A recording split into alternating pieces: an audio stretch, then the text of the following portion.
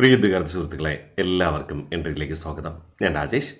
നമ്മൾ ഇന്നേ ദിവസം ഈ ആദ്യത്തെ ക്ലാസ്സിൽ ഇന്ത്യ ചരിത്രത്തിൻ്റെ സിലബസ് നമുക്കൊന്ന് പരിശോധിക്കാം. കാരണം PSC എല്ലാ പരീക്ഷകൾക്കും കൃത്യമായി സിലബസ് നൽകാറുണ്ട്. ആ സിലബസ് കൃത്യമായി മനസ്സിലാക്കിയാൽ തന്നെ നിങ്ങളൊരു 30% വിജയിച്ചു എന്ന് നമുക്ക് ഉറപ്പിക്കാം. കാരണം സിലബസ് മനസ്സിലാക്കുക എന്ന് പറയുന്നത് എന്ത് പഠിക്കണം, എത്ര സമയം കൊണ്ട് പഠിക്കണം, എത്ര പെട്ടെന്ന് പഠിച്ചു തീർക്കണം എന്ന് നമുക്ക് നിശ്ചയിക്കുവാനായിട്ട് കഴിയും. നമ്മളൊരു കാര്യം പഠിച്ചു തീർത്താൽ മാത്രം പോരാ, കുറഞ്ഞത് ഒരു 2-3 തവണയെങ്കിലും റിവിഷൻ ചെയ്യാനായിട്ട് കൂടെ തയ്യാറെടുക്കണം. എങ്കിലാണ് നമുക്ക് ആധികാരികമായി പരീക്ഷയിലേക്ക് മെച്ചപ്പെട്ട മാർക്ക് സ്കോർ ചെയ്യാൻ കഴിയുക. ഇനി ഇന്ത്യ ചരിത്രത്തിലേക്ക് വരാം.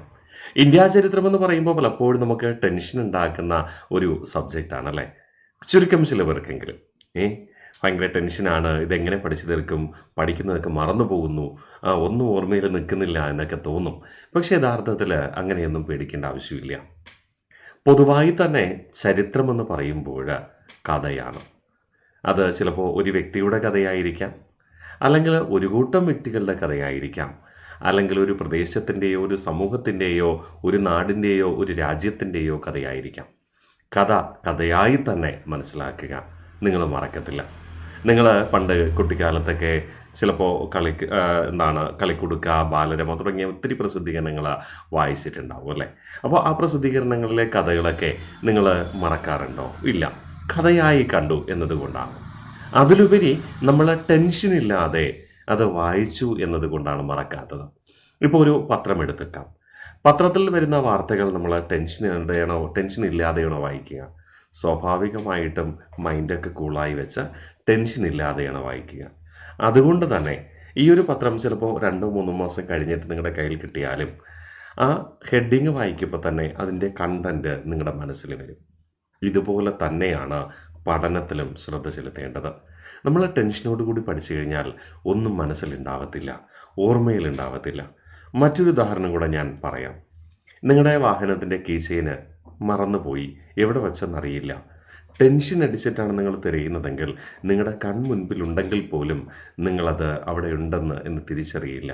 അതാണ് നമ്മുടെ തലച്ചോറിൻ്റെ പ്രത്യേകത. മറിച്ച് കൂളായിട്ടാണ് നിങ്ങൾ അന്വേഷിക്കുന്നതെങ്കിൽ ഉടനടി അത് നിങ്ങളുടെ കൺമുമ്പിൽ പ്രത്യക്ഷപ്പെടുകയും ചെയ്യും. അത് മാജിക്കൊന്നുമല്ല, നമ്മുടെ തലച്ചോറിൻ്റെ ഒരു പ്രത്യേകതയാണ്. അപ്പോൾ നമുക്ക് തലച്ചോറിനെ കൂളാക്കി വെച്ച് പഠിക്കണം. അത് നമ്മൾ ഓരോ ക്ലാസ്സിലും ഓരോ ലെസണിലും നമ്മൾ പഠിക്കുന്ന കാര്യങ്ങൾ വളരെ സിമ്പിളായിട്ട് പഠിക്കുക. വളരെ സിമ്പിളാണ് എന്ന കാര്യം നിങ്ങൾ യഥാർത്ഥത്തിൽ മനസ്സിലാക്കുക. അതാണ് ഏറ്റവും അധികം വേണ്ടത്. നമ്മൾ സിമ്പിളായിട്ട് പഠിച്ചു കഴിഞ്ഞാൽ അതൊക്കെ നമ്മുടെ ഓർമ്മയിൽ നിൽക്കും. നമ്മൾ ഇന്ത്യ ചരിത്രം കഥകളിലൂടെയാണ് പഠിക്കുക. ചിലപ്പോൾ ഒരു വ്യക്തിയുടെ കഥയായിരിക്കാം, ചിലപ്പോൾ ഒരു കൂട്ടം വ്യക്തികളുടെ കഥയായിരിക്കാം. കഥയായി തന്നെ പഠിക്കുന്നു. എങ്കിൽ മാത്രമേ PSCയുടെ പുതിയ ചോദ്യ രീതി അനുസരിച്ചിട്ട് നമുക്ക് കൃത്യമായി സ്റ്റേറ്റ്മെൻറ്റ് ചോദ്യങ്ങൾ വന്നാൽ എഴുതാൻ കഴിയുകയുള്ളൂ. കാര്യം മനസ്സിലാക്കുക. ഇനി ഞാൻ ഏതെങ്കിലും ഒരു ക്ലാസ് പഠിപ്പിക്കുമ്പോൾ സ്വാഭാവികമായിട്ട് ഞാൻ പറഞ്ഞു, പഠിക്കുന്നതോടൊപ്പം നമുക്ക് റിവിഷനും വേണം അല്ലേ. ഓരോ ക്ലാസ്സുമായി ബന്ധപ്പെട്ട ചോദ്യങ്ങൾ ഞാൻ നിങ്ങൾക്ക് തരും. ചോദ്യങ്ങളെന്ന് പറയുമ്പോൾ സ്റ്റേറ്റ്മെൻറ്റ് ചോദ്യങ്ങൾ ഉൾപ്പെടെയാണ് തരിക. കാരണം ഓരോ മേഖലയിൽ നിന്നുള്ള ചോദ്യങ്ങൾ നമ്മൾ പരിശീലിക്കുമ്പോൾ മാത്രമേ യഥാർത്ഥത്തിൽ നമ്മുടെ ഓർമ്മശക്തിയിൽ അത് ഉണ്ടാവുകയുള്ളൂ. സ്റ്റേറ്റ്മെൻറ്റ് ചോദ്യങ്ങളെന്ന് പറയുമ്പോൾ PSCയുടെ 2023 മുമ്പുള്ള സ്റ്റേറ്റ്മെൻറ്റ് ചോദ്യങ്ങൾ പരിശോധിച്ചാൽ നമുക്കവിടെ ഒരു കാര്യം മനസ്സിലാകും. ഒരു 2-3 സ്റ്റേറ്റ്മെൻറ്റ് തന്നാൽ തെറ്റായ സ്റ്റേറ്റ്മെൻറ്റ് ആ ചോദ്യമേഖലയുമായി ബന്ധപ്പെട്ടതേ ആയിരിക്കില്ല. പക്ഷേ നിലവിലെ സാഹചര്യത്തിൽ PSCയുടെ സ്റ്റേറ്റ്മെൻറ്റ് ചോദ്യങ്ങൾ 3 സ്റ്റേറ്റ്മെൻറ്റ് അല്ലെങ്കിൽ 4 സ്റ്റേറ്റ്മെൻറ്റ് ആണെങ്കിൽ അത് ഒരേ ചോദ്യമേഖലയിലുള്ളതായിരിക്കും. എന്നിട്ട് ആ സെൻറ്റൻസിൽ ഒരു വർഷമോ അല്ലെങ്കിൽ ഒരു പദമോ അല്ലെങ്കിൽ ഒരു പേരോ മാത്രമേ എന്തുണ്ടാവത്തുള്ളൂ, തെറ്റായിട്ടുണ്ടാവത്തുള്ളൂ. അപ്പോൾ അത് കൃത്യമായി നമ്മൾ മനസ്സിലാക്കിയാൽ, കൃത്യമായി പരിശീലിച്ച് മുന്നോട്ട് പോയാൽ മാത്രമേ നമ്മളത് ഐഡൻറ്റിഫൈ ചെയ്യത്തുള്ളൂ. ആ രീതിയിൽ തന്നെയാണ് നമ്മൾ പഠിക്കുവാനും ശ്രമിക്കുക, പരിശീലിക്കുകയും ചെയ്യുക. അതുകൊണ്ട് ഒരു ടെൻഷനും വേണ്ട. നമുക്ക് ഈ ഒരു മേഖലയിൽ നിന്ന് പൂർണ്ണമായ മാർക്ക് നമുക്ക് നേടിയെടുക്കണം. ഓക്കെ, അത് നിങ്ങളുടെ മനസ്സിലുണ്ടാവട്ടെ. ഇതുകൂടാതെ ഏറ്റവും പ്രധാനപ്പെട്ട ഒരു കാര്യം കൂടെ സൂചിപ്പിച്ചുകൊണ്ട്, നമ്മൾ ഓരോ ക്ലാസ് പഠിക്കുമ്പോൾ നിങ്ങൾക്ക് എന്തെങ്കിലും ഡൗട്ട് ഉണ്ടെങ്കിൽ അത് എത്ര ചെറിയ ഡൗട്ടായിക്കോട്ടെ, അത് എത്ര വലിയ ഡൗട്ടായിക്കോട്ടെ, ദയവായി ചോദിക്കുക. കാരണം ഞാൻ നിങ്ങളുടെ അധ്യാപകനാണ്. അധ്യാപകൻ എന്ന് പറയുമ്പോൾ ഞാൻ ഉറച്ചു വിശ്വസിക്കുന്ന ഒരു കാര്യമുണ്ട്. ഒരു ഉദ്യോഗാർത്ഥിയുടെ അല്ലെങ്കിൽ ഒരു വിദ്യാർത്ഥിയുടെ സംശയങ്ങൾ പൂർണ്ണമായി ദൂരീകരിക്കുക എന്നത് അധ്യാപകൻ്റെ കടമയാണ്. അപ്പോൾ തീർച്ചയായിട്ടും ഒരു ടെൻഷനും വേണ്ട. ഡൗട്ട് എന്തെങ്കിലും ഉണ്ടെങ്കിൽ എത്ര ചെറുതാണെങ്കിൽ കൂടി നിങ്ങൾ ചോദിക്കുക. ക്ലിയർ ചെയ്ത് മാത്രം മുന്നോട്ട് പോവുക. കാരണം ഡൗട്ട് എന്തെങ്കിലും നമ്മുടെ മനസ്സിലുണ്ടെങ്കിൽ നമ്മൾ മുന്നോട്ട് പഠിക്കാൻ ബുദ്ധിമുട്ടായിട്ട് വരും. അതേക്കുറിച്ച് ചിന്തിച്ച് നമ്മൾ ടെൻഷൻ അടിക്കും. അത് പാടില്ല. അപ്പോൾ ഉറപ്പായിട്ടും എന്ത് ഡൗട്ട് ഉണ്ടെങ്കിലും ദയവായി ചോദിക്കുക. നമ്മൾ ഉറപ്പായിട്ടും ക്ലിയർ ചെയ്ത് മാത്രമായിരിക്കും മുന്നോട്ട് പോവുക. ഇനി സിലബസിലേക്ക് പോകാം. നമ്മൾ സാധാരണ ഇന്ത്യ ചരിത്രം എന്ന് പറയുമ്പോൾ ഏറ്റവും അധികം സിലബസിലുള്ളത് സ്വാതന്ത്ര്യ സമരവും കാലഘട്ടവുമായി ബന്ധപ്പെട്ട കാര്യങ്ങളാണ്. അപ്പോൾ 1857 വിപ്ലവമായിരിക്കും നമ്മൾ പഠിക്കുക അല്ലേ?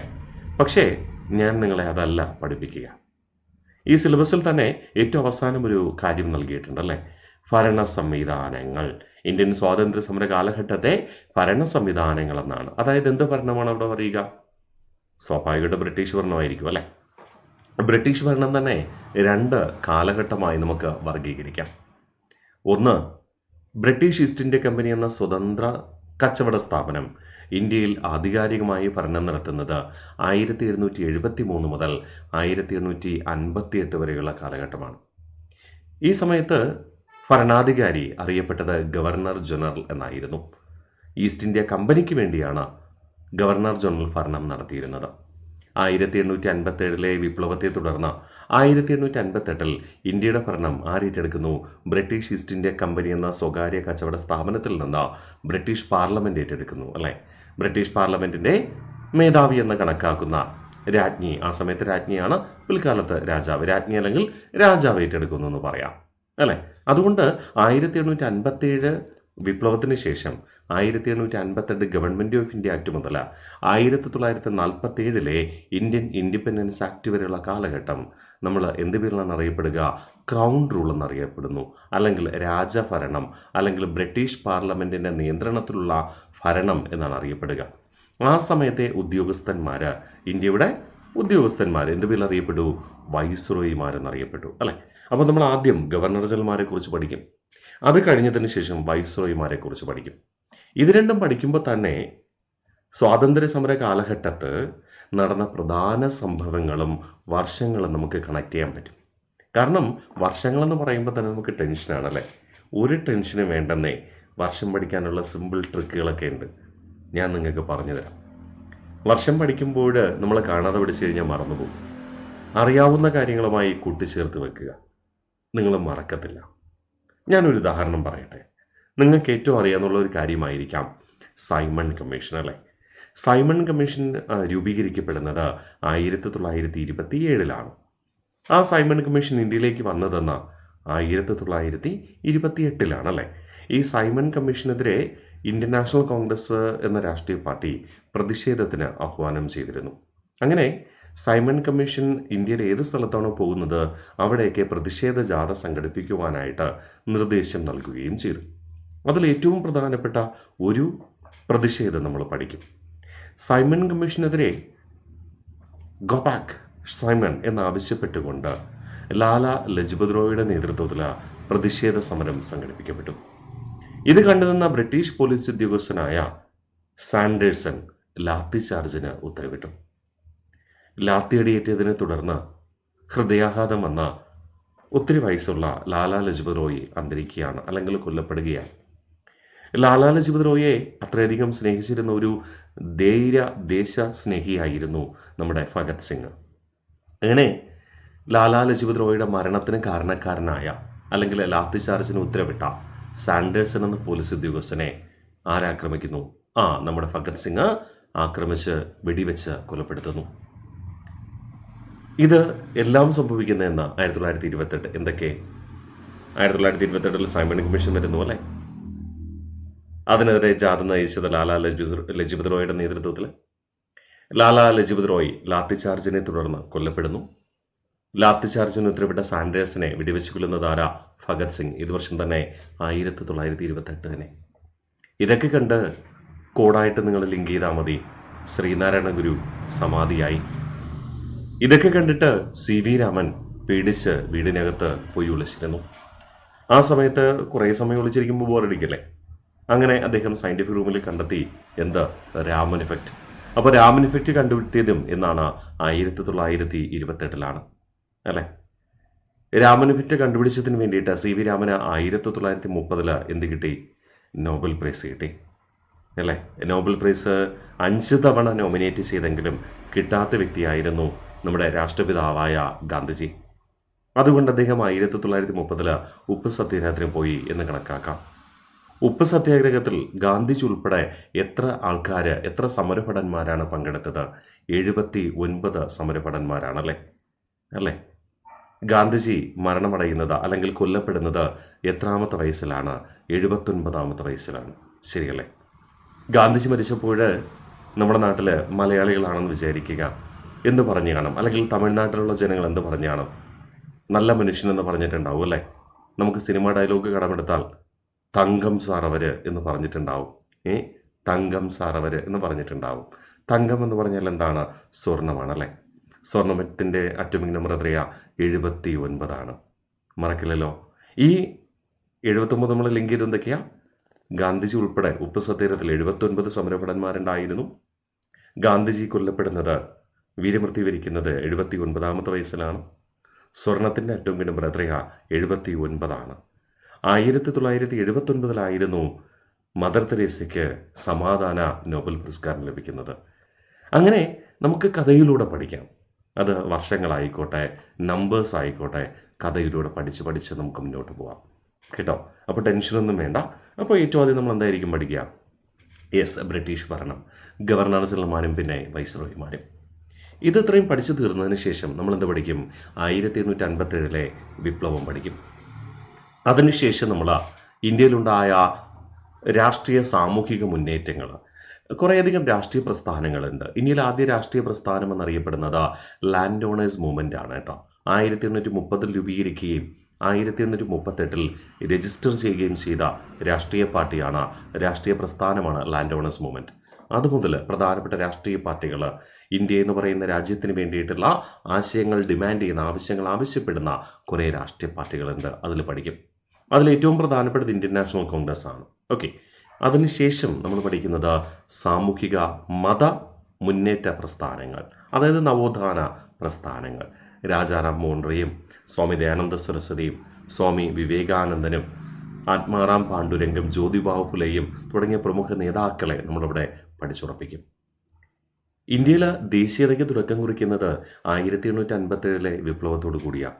എന്നാൽ ദേശീയത ശക്തി പ്രാപിക്കുന്നത് 1905 ബംഗാൾ വിഭജനത്തിലൂടെ. അതുകൊണ്ട് തന്നെ 1905 മുതൽ ദേശീയ പ്രസ്ഥാനങ്ങൾ രൂപീകരിക്കപ്പെടുന്നു. ആ ദേശീയ പ്രസ്ഥാനങ്ങൾ തന്നെ മിതവാദി പ്രസ്ഥാനങ്ങളുണ്ട്. അതായത് പ്രശ്നങ്ങളൊന്നും ഉണ്ടാക്കാതെ ബ്രിട്ടീഷുകാരോട് സാവധാനം സംസാരിച്ച് സ്വാതന്ത്ര്യം നേടാമെന്ന് വിശ്വസിക്കുന്നവർ. തീവ്രവാദ പ്രസ്ഥാനങ്ങളുണ്ട്. അതിശക്തമായി ഇന്ത്യക്ക് സ്വാതന്ത്ര്യം വേണമെന്ന് വാദിക്കുന്നവരുണ്ട്. പിന്നെ വിപ്ലവ പ്രസ്ഥാനങ്ങളുണ്ട്. ബ്രിട്ടീഷുകാർ ഞങ്ങളെ എങ്ങനെയാണോ ട്രീറ്റ് ചെയ്യുന്നത് അതുപോലെ ഞങ്ങൾ അവരെ ആക്രമിക്കും. അവരെ ആക്രമിച്ച് ഭരണാധികാരികളെ കൊലപ്പെടുത്തും, ബ്രിട്ടീഷ് സ്ഥാപനങ്ങൾ ആക്രമിച്ച് തകർക്കും തുടങ്ങിയ ചിന്താഗതികളോടുകൂടി തീവ്ര ദേശീയവാദികൾ എന്ന് നമ്മൾ വിളിക്കും. തീവ്ര ദേശീയവാദികൾ അഥവാ വിപ്ലവ പ്രസ്ഥാനങ്ങളുണ്ട്. അതിനകത്താണ് സൂര്യസെന്നും ഭഗത് സിംഗും ഒക്കെ നമ്മൾ പഠിച്ചുറപ്പിക്കുക. അത്തരം ദേശീയ സ്വാതന്ത്ര്യ സമര സേനാനികളെക്കുറിച്ച് നമ്മൾ പഠിച്ചുറപ്പിക്കും. സ്വാതന്ത്ര്യ സമര സേനാനികളെക്കുറിച്ച് പഠിക്കുമ്പോൾ തന്നെ അവിടെ എന്തുണ്ട്? ആ സ്വാതന്ത്ര്യ സമര സേനാനികൾ ആരംഭിച്ച പത്രങ്ങളും പ്രസിദ്ധീകരണങ്ങളുമുണ്ട്. അത് ആധികാരികമായി തന്നെ പഠിക്കും. ഇനി ഈ സ്വാതന്ത്ര്യ സമര കാലഘട്ടവുമായി ബന്ധപ്പെട്ട് ചിത്ര രചനയിലൂടെ ആശയം പ്രചരിപ്പിച്ച ഒത്തിരി ആൾക്കാരുണ്ട്. അതായത് ചില കൃതികളിലൂടെ നമുക്ക് ഓഗസ്റ്റ് 15 ബന്ധപ്പെട്ട് നമ്മൾ ഇന്ത്യയുടെ സ്വാതന്ത്ര്യ ദിനം ആഘോഷിച്ചു അല്ലേ? ആ സമയത്ത് പല ദേശീയ സ്വാതന്ത്ര്യ സമര ഗാനങ്ങളും നമ്മൾ കേട്ടിട്ടുണ്ടാവാം, അല്ലെങ്കിൽ നമ്മൾ ചിലപ്പോൾ ആലപിച്ചിട്ടുണ്ടാവാം. അത്തരം ദേശഭക്തി ഗാനങ്ങളൊക്കെ രൂപീകരിക്കപ്പെടുന്നത് സ്വാതന്ത്ര്യ സമര കാലഘട്ടത്തായിരുന്നു പലതും. ഇന്ന് നമ്മുടെ മനസ്സിൽ തങ്ങി നിൽക്കുന്നത് അത്തരം രചനകൾ ആരാണ് നിർവഹിച്ചത്? ജനങ്ങളെ മോട്ടിവേറ്റ് ചെയ്യുന്ന തരത്തിൽ രചനകൾ നിർവഹിച്ച വ്യക്തിത്വങ്ങളെക്കുറിച്ച്, ഇന്ത്യൻ സ്വാതന്ത്ര്യ സമരത്തിൻ്റെ കല സാംസ്കാരിക വിവരങ്ങൾ നമ്മൾ പഠിച്ചുറപ്പിക്കും. കുറേ ചിത്രങ്ങൾ പഠിക്കാനുണ്ട്, കുറേ കൃതികൾ പഠിക്കാനുണ്ട്. സിമ്പിളാണ് കേട്ടോ, ടെൻഷനൊന്നും വേണ്ട. തുടർന്ന് നമ്മൾ എന്ത് പഠിക്കും? യെസ്, ദേശീയ പ്രസ്ഥാനങ്ങളുടെ ഭാഗമായിട്ട് കുറേ സമരങ്ങൾ ഉണ്ടായിട്ടുണ്ട്. സ്വദേശി പ്രസ്ഥാനം, സ്വരാജ് പ്രസ്ഥാനം, ഹോം റൂൾ പ്രസ്ഥാനം, നിയമലംഘന പ്രസ്ഥാനം, നിസ്സഹകരണ പ്രസ്ഥാനം തുടങ്ങിയവയൊക്കെ യഥാർത്ഥ ചരിത്ര വസ്തുതകൾ നമ്മൾ മനസ്സിലാക്കി പഠിച്ചുറപ്പിക്കും. ഈ വിവരങ്ങളൊക്കെ SCERT പുസ്തകത്തിലെ വിവരങ്ങളോട് കൂട്ടിച്ചേർത്തുകൊണ്ടാണ് നമ്മൾ പഠിച്ചുറപ്പിക്കുക. അതുകൊണ്ട് തന്നെ നിങ്ങൾക്ക് ഒരു മാർക്ക് പോലും ഈ മേഖലയിൽ നിന്ന് നഷ്ടമാവില്ല എന്ന് ഞാൻ ഉറപ്പ് തരാം. നമ്മൾ പഠിക്കുന്നതോടൊപ്പം നിങ്ങൾ കൃത്യമായി റിവിഷൻ ചെയ്യുക, എന്നോടൊപ്പം കൂടെ വരിക, നമ്മൾ തീർച്ചയായിട്ടും സ്കോർ ചെയ്തിരിക്കും, ഒരു സംശയം വേണ്ട. ഇതുകൂടാതെ ഒരു മേഖല കൂടെ ഞാൻ നിങ്ങളെ പഠിപ്പിക്കുന്നുണ്ട്. ഇന്ത്യയുടെ സ്വാതന്ത്ര്യത്തിന് ശേഷമുള്ള കാര്യങ്ങൾ. സ്വാതന്ത്ര്യാനന്തര ഇന്ത്യ നേരിട്ട ഏറ്റവും പ്രധാനപ്പെട്ട വെല്ലുവിളി എന്താണെന്ന് ചോദിച്ചു കഴിഞ്ഞാൽ ഇന്ത്യ പാക് രാജ്യങ്ങളുടെ അതിർത്തിയിലുണ്ടായ ആഭ്യന്തര ലഹളയായിരുന്നു. ആഭ്യന്തര ലഹള മുതൽ സംസ്ഥാന പുനഃസംഘടന, നാട്ടുരാജ്യങ്ങളുടെ സംയോജനം തുടങ്ങിയ കാര്യങ്ങൾ നമ്മൾ പഠിക്കും. കൂടാതെ ഇന്ത്യയും ചൈനയും തമ്മിലുള്ള പഞ്ചശീല തത്വങ്ങളും അതുമായി ബന്ധപ്പെട്ട കാര്യങ്ങൾ. തുടർന്ന് ഇന്ത്യയുമായി ബന്ധപ്പെട്ട് അയൽരാജ്യങ്ങളുമായുണ്ടായ യുദ്ധങ്ങളെക്കുറിച്ചും അതിൻ്റെ അനന്തരഫലങ്ങളെക്കുറിച്ചും. അതോടൊപ്പം ഒരു കാര്യം കൂടെ നമ്മൾ പഠിച്ചുറപ്പിക്കും. ഇന്ത്യയിലെ പ്രധാനപ്പെട്ട അടിയന്തരാവസ്ഥ കാലഘട്ടവും യുദ്ധങ്ങളുമായി ബന്ധപ്പെട്ട അടിയന്തരാവസ്ഥ പ്രഖ്യാപനമുണ്ടായിട്ടുണ്ട്. അടിയന്തരാവസ്ഥയെക്കുറിച്ചും പ്രധാനപ്പെട്ട രാഷ്ട്രീയ ചിന്താഗതികളെക്കുറിച്ചും നമ്മൾ പഠിച്ചുറപ്പിക്കും. പുതിയ പുതിയ രാഷ്ട്രീയ പ്രഖ്യാപനങ്ങളുണ്ട്, അതും പഠിച്ചുറപ്പിക്കും. പിന്നെ കുറേയധികം ഭീകര പ്രവർത്തനങ്ങളൊക്കെ ഇന്ത്യ നേരിട്ടിട്ടുണ്ട് സ്വാതന്ത്ര്യാനന്തര ഇന്ത്യയിൽ. അതുമായി ബന്ധപ്പെട്ട ഇന്ത്യൻ സേന നടത്തിയ സൈനിക നീക്കങ്ങൾ നമ്മൾ കൃത്യമായി പഠിച്ചുറപ്പിക്കും. ആ സൈനിക നീക്കങ്ങളൊക്കെ ആധികാരികമായി ചോദിക്കാറുണ്ട് കേട്ടോ. അതുകൊണ്ട് തന്നെ ഇനി ഇന്ത്യയുടെ സാമ്പത്തിക വികസനത്തിന് മുതൽക്കൂട്ടായി തുടക്കം കുറിക്കപ്പെട്ടതാണ് പഞ്ചവത്സര പദ്ധതികൾ. ഓരോ പഞ്ചവത്സര പദ്ധതിയുടെയും ലക്ഷ്യവും ഉപലക്ഷ്യങ്ങളും നേടിയ വളർച്ചയും ആ കാലഘട്ടത്തിൽ ആരംഭിച്ച പ്രധാന പദ്ധതികളും അവയുടെ നേട്ടങ്ങളും ഒക്കെ നമ്മൾ വളരെ സിമ്പിളായിട്ട് പഠിച്ചുറപ്പിക്കും. ഓക്കെ, ഇനി ഈ സിലബസിൽ ഏറ്റവും അവസാനം ഒരു മേഖല കൊടുത്തിട്ടുണ്ട്, വിവിധ മേഖലകളിലെ പുരോഗതികളും നേട്ടങ്ങളും. നിങ്ങൾ മനസ്സിലാക്കുക, പണ്ട് PSCയുടെ സിലബസിൽ ഉൾക്കൊള്ളിച്ചിട്ടൊരു കാര്യമായിരുന്നു ഫാക്ട്സ് എബൌട്ട് ഇന്ത്യ. ഈ ഫാക്ട്സ് എബൌട്ട് ഇന്ത്യ എന്ന് പറയുമ്പോൾ അവിടെ സ്വാതന്ത്ര്യാനന്തര ഇന്ത്യയിൽ വാർത്താവിനിമയ രംഗത്ത്, പത്രമാധ്യമ രംഗത്ത്, ശാസ്ത്ര സാങ്കേതിക രംഗത്ത് ഉണ്ടായ മാറ്റങ്ങളാണ് പഠിക്കേണ്ടി വരിക. അതുതന്നെയാണ് ഇവിടെയും നമ്മൾ പഠിക്കുക. വാർത്താമാധ്യമ രംഗങ്ങളെന്ന് പറയുമ്പോൾ റേഡിയോ, ടെലിവിഷൻ, പത്രമാധ്യമങ്ങൾ തുടങ്ങിയവയെക്കുറിച്ച് നമ്മൾ ആധികാരികമായി പഠിക്കും. അവയുടെ കാലഗണനയനുസരിച്ചുള്ള പുരോഗമന പ്രവർത്തനങ്ങൾ നമ്മൾ പഠിച്ചുറപ്പിക്കും. അതായത് പണ്ട് റേഡിയോ ആണ് ആദ്യം വന്നത്, അത് കഴിഞ്ഞ് ടെലിവിഷൻ വന്നു, അതുമായി പിന്നെ ദൂരദർശനുണ്ട്, പ്രസാർ ഭാരതിയുണ്ട്. ആ ചോദ്യങ്ങളൊക്കെ നിലവിൽ ചോദിച്ച് കണ്ടിട്ടുണ്ട് അല്ലേ. അതുകൊണ്ട് നമ്മൾ ആധികാരികമായി തന്നെ അത് പഠിച്ചുറപ്പിക്കും. പിന്നെ ശാസ്ത്ര സാങ്കേതിക രംഗത്തുണ്ടായ മുന്നേറ്റങ്ങൾ. ശാസ്ത്ര സാങ്കേതിക രംഗമെന്ന് പറയുമ്പോൾ ആണവോർജ്ജോൽപാദനം, അതുപോലെ തന്നെ ബഹിരാകാശ ഗവേഷണം തുടങ്ങിയ മേഖലകളിൽ ഇന്ത്യ കൈവരിച്ച പുരോഗതികൾ അടിസ്ഥാന വിവരങ്ങളായിട്ട് നമ്മൾ പഠിച്ചുറപ്പിക്കും. അതോടുകൂടി ആ 5 മാർക്കും നമ്മുടെ കൈപ്പിടിയിലൊതുങ്ങും. അപ്പോൾ 10 മാർക്ക് നിങ്ങളോടൊപ്പം ഞാനുമുണ്ട്. 10 മാർക്ക് നമ്മൾ നേടിയെടുത്തിരിക്കും. അതുപോലെ ഓരോ അധ്യാപകരും നിങ്ങളെ ആവശ്യമായ എല്ലാ കാര്യങ്ങളും പഠിച്ചുറപ്പിക്കും.